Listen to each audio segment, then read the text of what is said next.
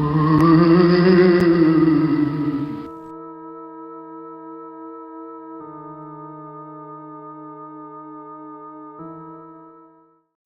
evening, my dear mortal friends. It's me, Kit Bowman.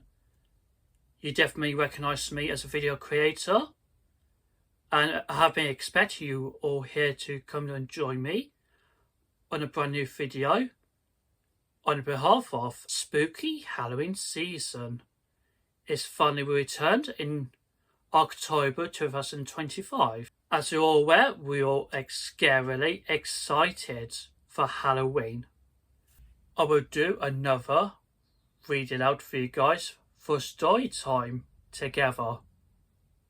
You'll come to join me at this moment. First of all, I have got Micheal Bond, Paddington's Trick or Treat, illustrated by R.W Alley. So, this is a Halloween themed children's book. It's about Paddington Bear. He lives with a brown family. So, you came to the right place, my dear mortal friends. I hope you won't get scared. It seems kind of a bit creepy, but it's going to be fun.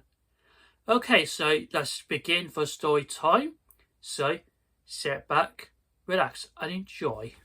One morning, the Browns were having breakfast when Paddington came in carrying Mrs. Bird's best broom and wearing what looks like a bin bag draped over his duffel coat. I'm late," explained Paddington. "I was making my outfit for this evening." Mr. Brown gave a groan. "Of course, it's the 31st of October, Halloween." "We promised to take Paddington trick-or-treating," explained Jonathan. "Perhaps we could have a party afterwards," suggested Judy. It seemed a shame not to make the most of her evening. I've never been to a Halloween party," said Paddington. Wistfully, "I don't think they have them in darkest Peru." Mrs. Brown caught her husband's eye. "We haven't had one for ages, Henry," she said. "It might be fun." "Please, Dad," chorused Jonathan and Judy. Mr. Brown weakened. "Perhaps a small one," he said. "Just for family, but no more. It's bad enough as it is with all those people ringing the front door bell and calling trick or treat through the letterbox. We can help get everything ready," offered Jonathan. "If I were you, Paddington," said Mrs. Butt, "I'd get down to the market as soon as possible before they run out of pumpkins. And if we're having a party, we'll need the ingredients to do some baking. Don't forget some squished fly biscuits," added Jonathan. "I don't like the sound of it, those," said Paddington. "Don't worry," explained Judy. "The proper name is Garibaldi biscuits.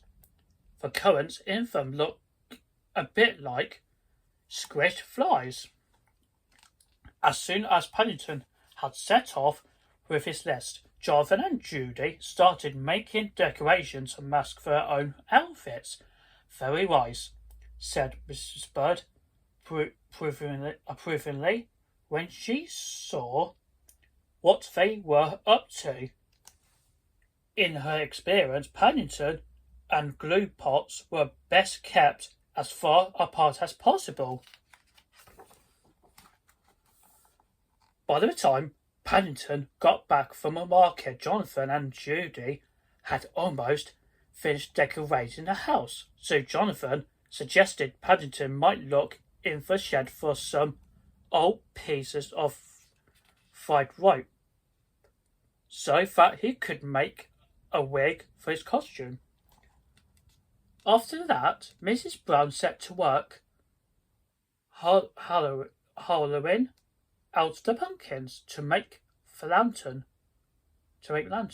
while Paddington helped Mrs. Bird with some bacon. Mrs. Bird even managed to find him a recipe for Garibaldi biscuits because Paddington hadn't found any in the market. He had to agree the currants did look very like squished flies. One way or another, everyone was kept busy, but if the first half of the day passed quickly, waiting for it to get dark seemed to take forever. In order to pass the time, Paddington retired to his room to write some Halloween poems before putting on his costume. "I'm ready for the trick-or-treat part," he announced when he came back downstairs at long last. With the addition of a black pointed hat, everyone agreed.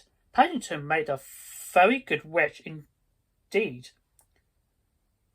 A finishing touch was a set of fans Judy had made for him out of some orange peel turned inside out. "I wouldn't like to meet you on a dark night," said Jonathan when they went out into the front garden.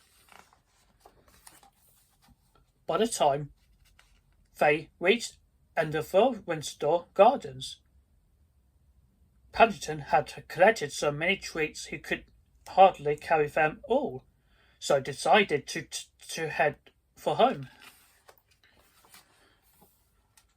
"We mustn't forget Mr. Curry," said Paddington. "Do you think that's right?" asked Judy. "I've written a special poem for him," said Paddington. "I don't want to waste it."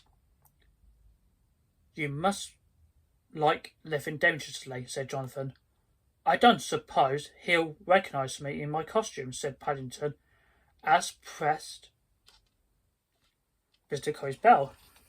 "Yes," barked the Brown's next-door neighbour, as he opened the door a fraction and peered through the gap. "Who is it?" "Hurry home, Mr. Curry," collected Paddington, disgust in his voice. "Give me a gift, I'll be swift." "Go away, Bear," exclaimed Mr. Curry, "or shall I call the police?"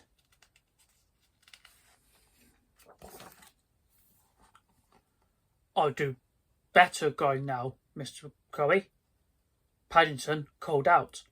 "We're having a Halloween party and I don't want to be late."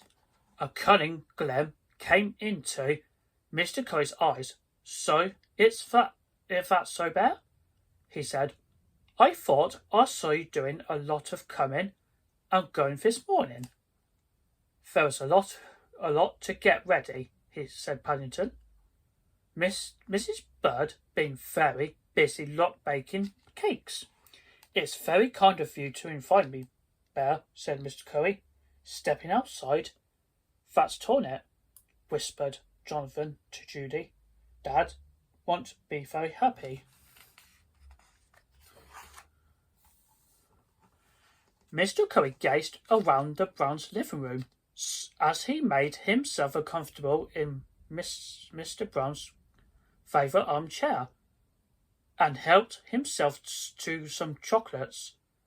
Much to everyone's dismay, he looked set to stay for the rest of the evening. "Now, Bear," he said, "it's my turn, seeing as you have kindly invited me to your party. I have a poem for you. Trick or treat. Trick or treat. Give me something else to eat." Mrs. Bird pursued her lips, but before she had time to say anything, Paddington jumped to his feet. "Don't worry, Mrs. Bird," he called as he hurried out of the room. "Leave it to me." A few minutes later, Paddington returned carrying a plate of biscuits, which he offered to Mr. Curry. I must say, these are very good," mumbled Mr. Curry through a mouthful of crumbs. "What are they?" "They are squished fly biscuits, Mr. Curry," said Paddington. "I can't find any in the market, so I decided to make my own." Mr. Curry jumped to his feet. "Bear," he bellowed, clutching his stomach, "do you mean to say you have been feeding me dead insects?" "That's the very last time I accept an invitation to one of your parties." "Accept an invitation, indeed," said Mrs. Bird, as she led the uninvited guest into the hall. Moments later, for the second time that evening, the sound of the front door being slammed echoed round Windsor Gardens. "Well, it looks as though you managed to play the trick on Mr. Curry after all," chuckled Mr. Brown. Fancy him believing you had used real flies in your biscuits. Now, I suggest we'll enjoy the bowl of Miss Brown's delicious pumpkin soup, and then I'd rather like to try one of your biscuits if Mr. Curry has left any left for the rest of us." Afterwards, everyone felt it was the best Halloween party they had for a long time. "I hope you are not planning to eat that cake in bed," warned Mrs. Bird at the end of the evening, as Paddington started to carry his bucket of treats upstairs. "Oh, no, Mrs. Bird," said Paddington. "I was thinking I might send most off to Aunt Lucy. I don't expect they get me treats in the home for retired bears." "Aren't you going to take your hat off, Paddington?" asked Mrs. Brown. "If you don't," said Mrs. Bird, "the glue may melt during the night, and then you'll be stuck with it." Paddington considered the matter for the moment of all two as he went upstairs. He felt very torn. "I suppose I'd better," she said. "Otherwise, I shan't be able to raise it up if I met someone I know when I'm out shopping. But if you don't mind, I'll take my lantern with me. It's been such a nice Halloween. I don't want to miss a minute of it." It's the end. So, guys, to conclude this story of Paddington's Trick or Treats, this story, it seems quite fantastic and funny illustrated story, was written by Micheal Bond. When he spent his time with a Brown family in London, Windsor Gardens. On the other hand, when Paddington made the squished fly biscuits that tricked next door neighbour, Mr. Curry, as a trick. So, thank you. I hope you guys enjoyed the story of Paddington's Trick or Treats. Thank you so much for watching, and happy Halloween, and thank you for stopping by, and I'll see you later.